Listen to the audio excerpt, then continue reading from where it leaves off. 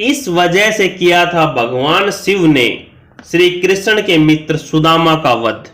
भगवान श्री कृष्ण के मित्र सुदामा अपनी मित्रता की वजह से शास्त्रों में विख्यात है। श्री कृष्ण के मन में अपनी अलग ही छवि बनाने वाले सुदामा को दुनिया मित्रता के रूप में याद करती है, लेकिन सुदामा का एक ऐसा रूप भी है जिसकी वजह से भगवान शिव को इनका वध करना पड़ा। इस सत्य पर विश्वास करना मुश्किल तो है, लेकिन अगर हम इतिहास के पन्ने पलटें तो यह सच सामने आता है। परंतु आखिर क्यों भगवान शिव को सुदामा का वध करना पड़ा? स्वर्ग के गोलोक में सुदामा और विराजा निवास करती थी। सुदामा विराजा से प्रेम करता था, लेकिन विराजा कृष्ण से प्रेम करती थी। एक बार जब विराजा और कृष्ण प्रेम में लीन थे तो स्वयं राधा वहां प्रकट हो गई और राधा ने विराजा को श्री कृष्ण के साथ देखकर विराजा को गोलोक से पृथ्वी पर निवास करने का श्राप दे दिया। और किसी कारणवश राधा जी ने सुदामा को भी पृथ्वी पर निवास करने का श्राप दे दिया, जिससे उन्हें स्वर्ग से पृथ्वी पर आना पड़ा।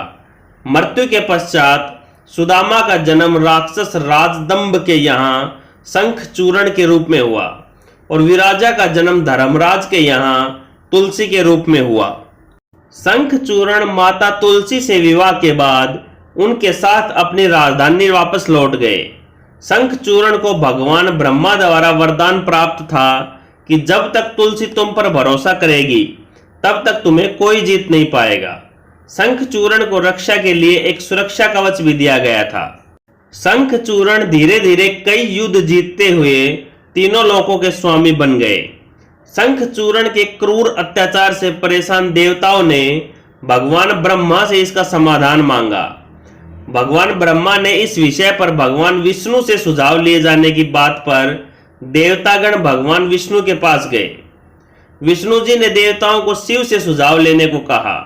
देवताओं की परेशानी को समझते हुए शिव जी शंखचूर्ण से युद्ध करने के लिए अपने पुत्र कार्तिकेय व गणेश को इस युद्ध के लिए मैदान में उतारा।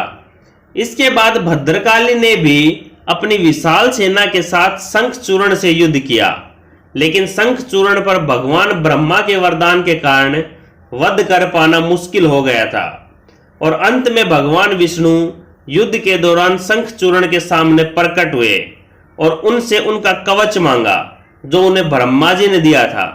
शंखचूर्ण ने तुरंत ही कवच भगवान विष्णु को दे दिया। भगवान विष्णु उस कवच को पहनकर माता तुलसी के सामने शंखचूर्ण के अवतार में उपस्थित हुए।